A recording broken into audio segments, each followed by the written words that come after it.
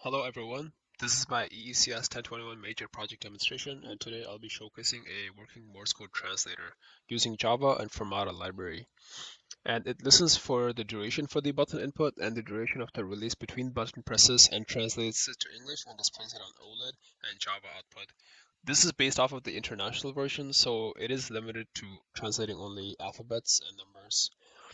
This is my main code consisting of many methods, and this is one button listener class. These two methods are responsible for listening to the duration of the button press and release. These two methods assign a state to the duration. For example, if the duration of the button press is less than 400 milliseconds, it assigns a dot. And finally, this method assigns a character, a number or a letter to the Morse code. So I ran the program on the computer. The way that this program works is that you have to make sure the potentiometer's value is not 1023. It will tell you that it's to turn the rotatory, but then you input your response or your prompt, and then you turn it to 1023 or fully counterclockwise. For the first prompt, I'll do SOS. This is the Morse code equivalent.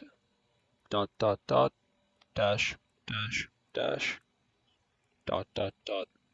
SOS is a well-known distress signal, and it shows it your message SOS. So I run the program again. For the second prompt, I'll do hi followed by my name. And this is the Morse code equivalent. So it's dot dot dot dot wait longer dash dot wait dot dash wait wait wait and then dash. Turn the potentiometer to accept our prompt, and it says hi Basit. So for the last prompt, I'll do EECS 1021. This is the Morse code equivalent. So it's dot wait dash wait wait longer dot dash wait dash wait dash dash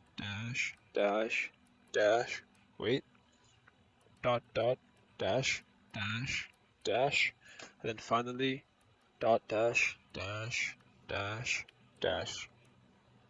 and turn the potentiometer to input our prompt.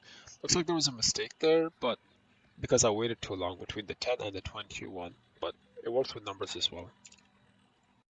So for the learning outcome, for CLO 1, I used a separate test file to test smaller parts of the main code to see if it worked, and then I would input a dot and a dash, and then measuring the average time of that, like over here, 400, 1500, and whatnot.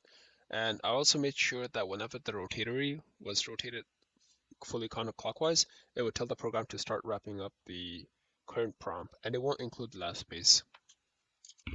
For CLO 2, I used Fermata to help my computer control Arduino through Java, and the imports I use are these, I2C and Fermata for the board, I/O and SSD to control the OLED, and pins to control the rotatory as well as the button. For CLO3, I used arrays and ArrayList to store and release data in a variety of ways.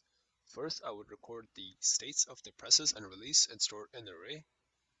Then I would put it all in one string, and then I would split that string using the regex slash. Slash represents the space between words, and then each of those words from that array gets split again into letters.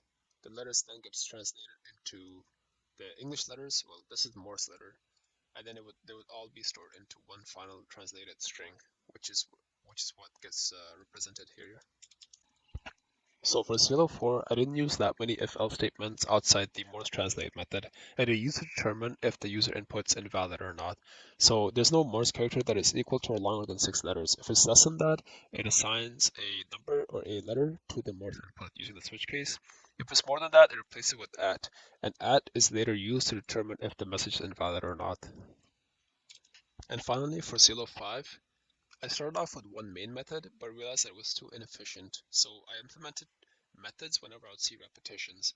And then after that, I implemented two more methods that needs a response from its predecessor. So this method determines the length of the button press, and then this method determines if that length is either a dot or a dash.